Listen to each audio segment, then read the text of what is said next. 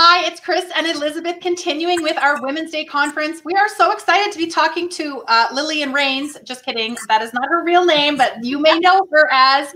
Elizabeth will tell you more about our next guest. Oh, Tina, it's so good to see you. Tina Sloan, everybody. Ah, Lillian on Guiding Light for what, 26 years? Is what we said? Yeah. So in addition to that, though, you have authored books. I love the one, Changing Shoes. We have Cleopatra, right? You've been moving, so of course, soap operas, playwright, novelist. I mean, all of these things. Grandma, you got grandkids. The best, right? Yes. So in all of that, we would, can you hold up, should we just start with Changing Shoes, Chris? I love it when people start with their books. I know you're. Yeah, I've got them right here. Oh. We get to just marvel at you for a moment too. Here, Shoes, which I'm going to give us a giveaway. That's a giveaway. Yeah, you're doing that as. Can you see? You're doing that as a giveaway. Thank you so much. And here's. Sorry, I was over talking you. Tell us a little bit about Changing Shoes. It's about going from sexy high heels to black flats as you get older. That's the bottom line, and finding the answer to your life's problems in the bottom of your closet. In other words, shoes can mirror the things you're going through. When you're wearing black flats, you're depressed and blah. But when you're wearing beautiful shoes, you feel better. That is so true. I have like shoe piles for different moods. That's right. I do. So not kidding. Do you want to see Chasing Cleopatra? Yeah. Now this is a self-help book. I mean, this talks about taking care of your parents, being a mother, being a soap actress, and how I started as the star of the show and went on to being the great grandmother when it went off the air, and how life changes like that. Chasing Cleopatra is about a 40-odd-year-old woman who has an affair with a much younger man, but it's also got a lot of undercover terrorist stuff in it, because my son was in Iraq after 9/11, and he did intelligence. So a lot of his friends were black ops and undercover people. So I got a lot of information from them to make this book work. And nobody knows who the bad guy is. Everyone's surprised. So it has a lot of mystery in it too, and betrayal. I love it. Tina Sloan, espionage and romance together. Sounds That's perfect. good. I like that, espionage, because I'm doing the second book, the sequel right now. I'm going to put that. I like that. You can write that down. Tina Sloan, espionage. I think that's great. Perfect. Espionage and romance. Disguise it as Lillian if you need to. I don't know. Yeah. Tina, you phone me anytime. I'm happy to give you advice all day long. I can see that. That was very good. I like that. Yeah, she's the best. Okay. What makes you most proud? You have done so much. And even if it's a bunch of things, we're just going to sit back and listen. Well, I know you asked, what were you proud of? And the thing I was most proud of was when I was in college. And there was no drama school that I was at. I was at a woman's liberal arts college where there were not much in the art world.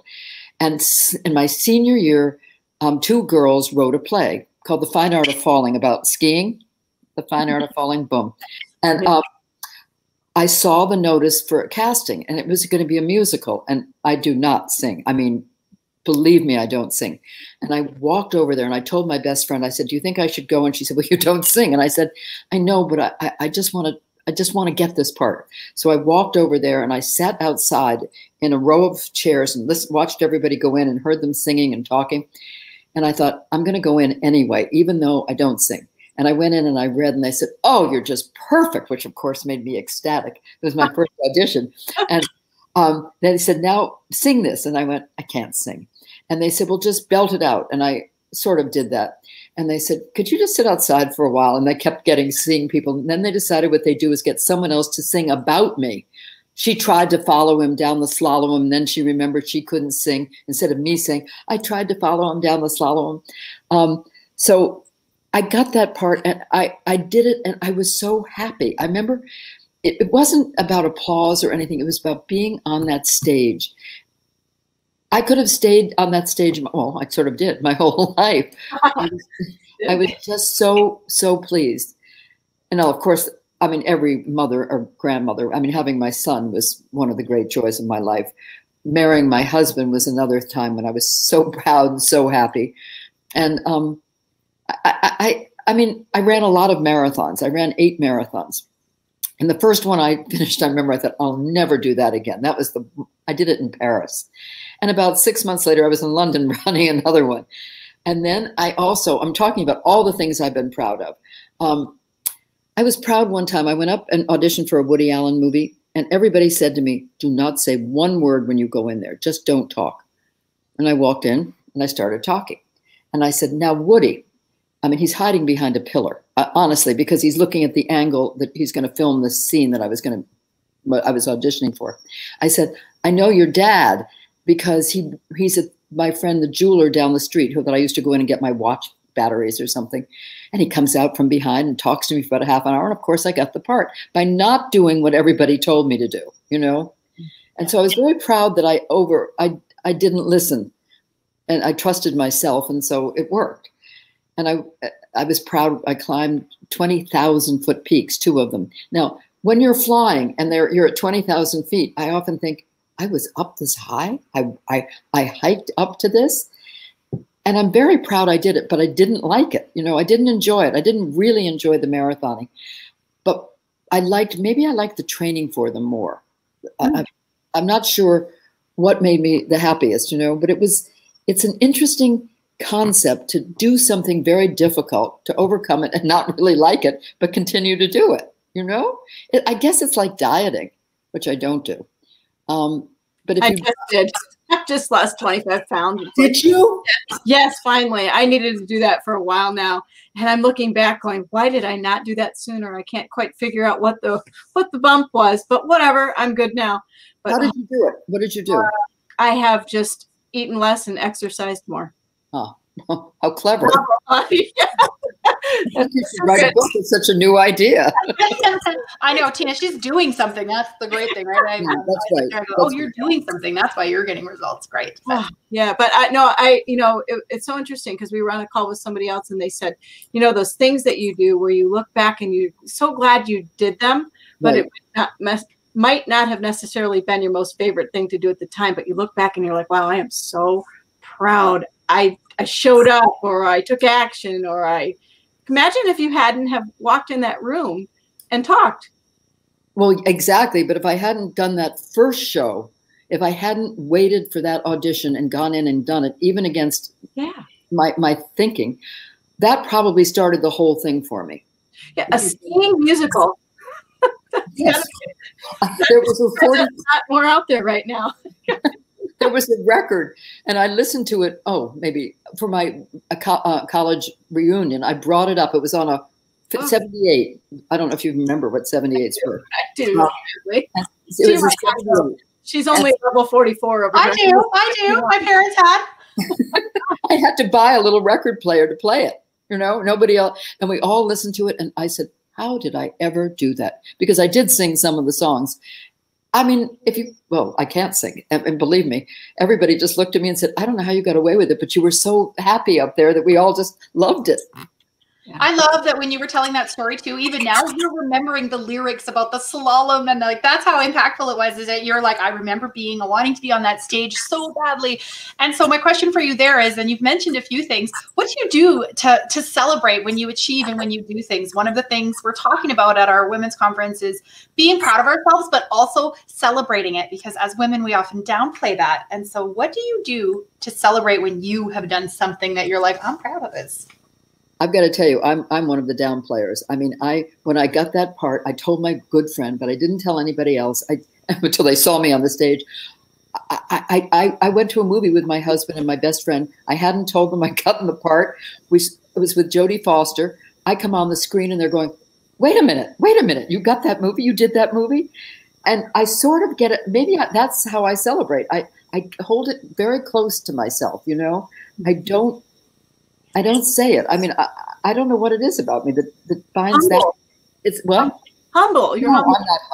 I'm not humble. Kind of are. It's sort of more fun that they find out that way, that I'm in a movie theater and they're going, what? My son said one time he was at Harvard and he took a whole bunch of friends, went to the movies with him. And I was in the movie and they're going, Rennie, isn't that your mother? And he said, yeah. And he said, oh, how come she's in there? He said, oh, well, she's an actress. He never mentioned that I'd been on a soap his whole life. you know, he's the same way. There's some people that I guess just are that way, right? Mm-hmm. Mm-hmm. And so in that, the follow-up question is like, you know, your people sitting beside you going, what, you're in this, and their reaction and whatnot. When you do things in your life, have you found that everybody has been an exuberant cheerleader for you? Or do you find that sometimes people aren't as celebratory as you think? Like, how does that play out for you? Well, certainly when we were all starting out in commercials, we used to meet once a week, a group of women who we did really, really well, and we'd help each other. But there were times where we wouldn't help each other. You know, I'd know I was going up for something that somebody else might be good in the room, and I wouldn't tell them until after I'd auditioned. And they would do the same thing. If you're going to be, you know, if you're in direct competition with someone, you're not going to say, oh, come do this. You might get it, and then I won't. But I remember Lauren Hutton, who was a big time model at the time, calling me and saying, Tina, I just went up for a part, and I'm in a commercial, and it was lines, so I couldn't do it. But I thought I'd tell you so you could do it. I mean, I would do it if I knew I was wrong. I'd call people who I would think would be right. But I don't know that we celebrated. I might say, oh, Steve, I got the part, or I got this. But I kind of enjoyed not celebrating it and people being stunned. To this day, where we live in Florida, I don't think anyone knows what I did. I mean, that I was on a TV show for all told 35 years, that I did all these movies. T-shirt. Chris, we need actress, movie star. But she's going to wear a vest over it and then be like, surprise! And then wear a jacket with the inside liner, right? Just surprise! We can think of that says superstar. Yeah, I mean, you know, when they find out, they're just so stunned that but I've known you for 10 years. I didn't know you did this. So, Tina, you were talking about writing about espionage and black ops and everything like that. So you're the black ops of the silver screen. You're like, maybe I wasn't. Good. Maybe that's why I like that undercover stuff so much, where you're playing someone totally different than you are, and nobody knows that you're this rock star or whatever you are, and then they find out and they're just stunned. I think I like them being stunned.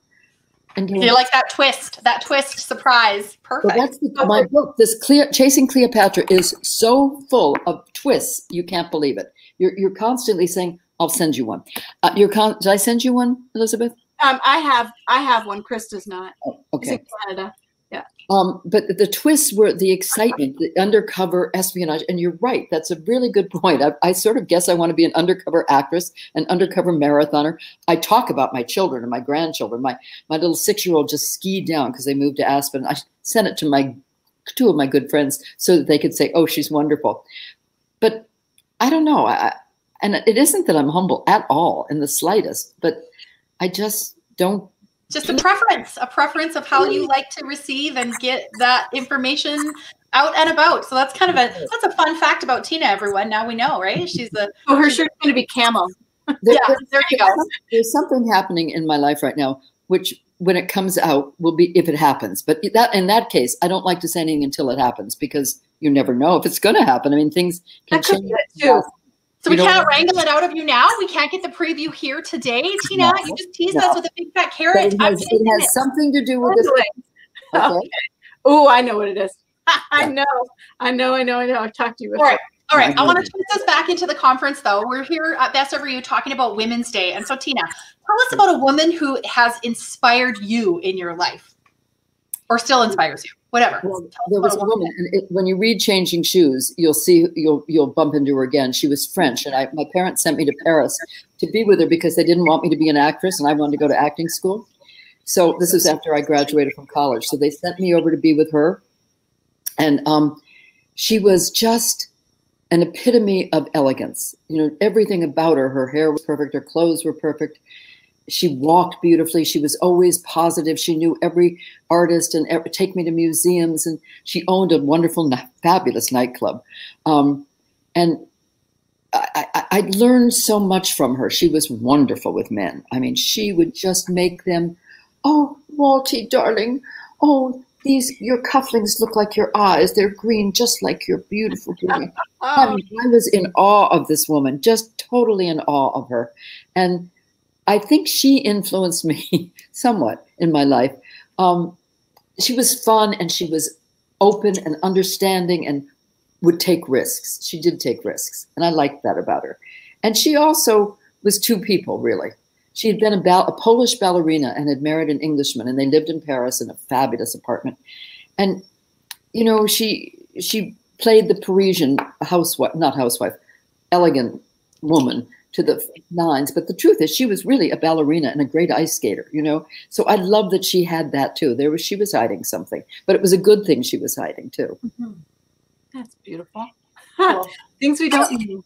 Yeah, if you want to have another person, I wrote we do a chorus here, and I write the narrative for it, and it was about World War II, and they were singing songs about World War II. So I decided I'd bring Eleanor Roosevelt into it. I knew nothing about Eleanor Roosevelt. I mean, I knew gossip about her, but I knew nothing really about her. So I started reading about her, and what she did, she would get on a plane and go to every one of these islands where they were fighting, and they were fighting brutally against the Japanese. It was in the Pacific War. She'd go in and she would walk into each hospital where these men were so mangled and were in such bad shape, and she'd sit down with each and every bed, and she'd say, I'm going to write a letter to your parents now, or to your girlfriend, anyone you want me to, and tell me about yourself, and we're right here for you. And then after finishing there, she'd go to the next bed. She never stopped doing this. Wow. Every hospital on all those islands. I mean, I was so blown away with this woman, with her willingness to help people. That's something else. When I was on Guiding Light, my character had breast cancer for a year. And do you remember that? I do. Yeah. And, you know, I went around all over up to Italy, because Italy has the highest rate of breast cancer because men like breasts. And if you have breast cancer, maybe they're going to come off, I guess. And Japan has the second highest rate. So I would go to these countries and discuss breast cancer and things. And then, do you remember when my daughter was raped by my husband on the show? The show, yeah. On the show, Beth. Beth and I I was going to kill Bradley, the man who raped her, my husband. And when I found out, but I went up to the producer and said, if I do that, every little girl who has been abused can't tell her mother. Right. Because her mother's in jail and her father's dead. So you can't do that. I mean, I said, I'm not trying to keep myself on the show, but you just can't do that. And I kept myself on the show because we went around to rape crisis centers and talked to these kids who were from very poor and very wealthy families, not so much the middle. But if you sit down at a table with 20 people, one woman's going to definitely have been abused, you know? Right. So that was a wonderful thing that I did. And that was me doing it. So I'm not talking about someone else teaching me to do it, but yeah. That is incredible. Thank you for sharing that. And that is something, you know, when we talk about women's issues and women's days here, we're trying to celebrate and be positive, but there's a lot of things that really matter. And that kind of thing, whether it's hospital visits that you mentioned or the speaking that you did about abuse and rape, is just really important as well. And it circles me to this question then. What does Women's Day mean to you? Well, I'm just proud of being a woman. I'm watching young girls. And, you know, I mean, to be a mother and to be a wife and to live that life is, I think, very fulfilling and wonderful. And some people will say, yeah, but what about her? And I said, but she is fulfilled that way. And I think some of the younger generation doesn't recognize that one is fulfilled by being a mom, by cooking great meals, by decorating the house. I mean, that's very fulfilling things to do. And I sort of want younger women. My generation broke the glass ceiling. There's no question about it. It was I'm 78, so it was our generation that cracked that ceiling, you know? And there's a wonderful scene in Wendy Wasserstein's play where she's in a gym. She's my age. And she's in a gym, and these girls are saying, oh, honestly, these women, all they do is, you know, stay home and help their husbands. They haven't done anything. And I remember the woman turns around and says, now, wait a minute. It's my generation that couldn't have children if we wanted careers because you couldn't do both. We opened the door for you to be able to do both. And I really want that appreciation for these women who choose to have a life of either being single and a career, or being married and having a career, or just being married. I think all women, we've all picked different paths, and we have to celebrate each of those paths. We can't think our path is the only one, because it's not. And I see the younger generation still sort of looking at my generation going, really? You know, I mean, most of my friends had 4 and 5 children. There was no birth control, you know? I mean, think about it. Well put. Yeah, that's really interesting, isn't it? And I'm 51, and my mom, much like you, was like, "We're working. You know, we're going to work. We're going to break this." My mom do that, and so, but personally for me, I really felt torn doing both. So I stayed home in this office too. This is my office with the 4 boys. So it's been alternating in different times and different moments, and things take priority over others. But the kids have always been a focus. This Best Ever You's been around for like 13 years now, and the kids are now 20, 22, 24, and 26. Wow. So but I so resonate with what you just said, and kudos to that generation for doing that, because it really paved the way. But I agree with you that I think that the younger generation is doing that. You see more and more people doing the work from home. They've discovered work from home a little bit. Yes, yeah. I mean, I don't have to commute 2 hours a day and raise babies and do all these things. It gets to be a lot. It gets to be a lot. It really does. I think it's very, very hard on people to take on everything. Yeah, hard to be everything for everyone. Thank you for being a pioneer of that and helping us pave the way to realize all paths are valuable. And ladies, we can do what we choose for ourselves, and it doesn't have to fit a mold. It doesn't have to fit a mold. What a great apologize for it. We don't have to apologize for it. I think that's really important. What a great comment that would be in this for this video too. Something about that, like, you know, what do? Do you work from home? Do you outside of COVID maybe? What's your situation? I think that'd be so interesting to hear from all the different women what they do. Yeah, so ladies listening, if you're paying attention and watching this video, even on replay, comment below, what is your situation? What do you do? So, you know, I'm a widowed woman with no children who is focused on career. So that's kind of what I do, right? And working has always been special and important to me. I love family, but just made the choice to not have children. Right. Tell us about yourself in the comments. Celebrate everybody. I love it. So, Tina, we have this thing on Best Ever You called Your Incredible Yes. And it's a moment where you said yes to someone or something, and it changed your life. And we realized you might have more than one or whatever, but we were hoping that you would share a few of those moments with us. I think I really do think when I married my husband Steve, when he asked me to marry him, his desk is upstairs, and I said yes to that, which meant a different life. It meant not being in the theater full time. It meant, you know, not being with actors. I mean, he's very much in the financial world and in a very, I mean, we live down here where he plays golf all the time while I'm sitting here writing. But he lets me do this. He lets me write all day. He doesn't say, oh, you should be coming and playing golf. Not that I could. But he's happy with me doing what I want to do. But I met him, and the first time I met him, you'll see this in the book, I said, you're the man I want to marry. I had a date and he had a date. That went over really well. We were at a dinner party with 8 people, but it came out of my mouth. I just knew that this was the right person, and 6 months later we were married. Oh, that's amazing. So I think that yes to marrying him, which was going to take me away from the world of theater and whatever, was the best. Was huge, and maybe it harkened back to the way I grew up, with, you know, happily married and then have a child and all of that. But I only had one child. I would have had, I think, I look at my friends now who have tons of children, and they're all seeing them because there's so many of them, they get to see them all. And I had one, and he's now living in Aspen, Colorado, where we're going for the summer. But I don't know.